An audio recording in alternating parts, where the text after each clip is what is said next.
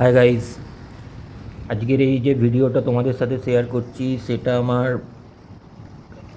গতকালের যে এক্সপিরিয়েন্স আমি ফেস করেছি ক্যামেরুনে, সেটা নিয়ে।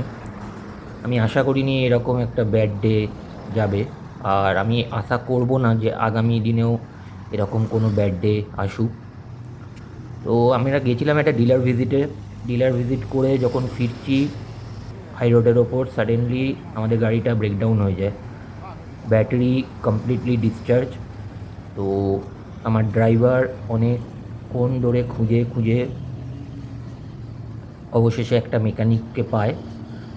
তো মেকানিক যখন আসে এক্সট্রা ব্যাটারি নিয়ে জাম্প স্টার্ট করার জন্য, তো সেটা সাকসেস হয় না।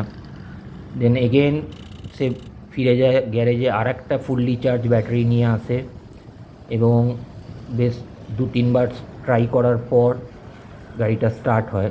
কিন্তু তখনও আমরা জানতাম না যে আগে কি ওয়েট করছে।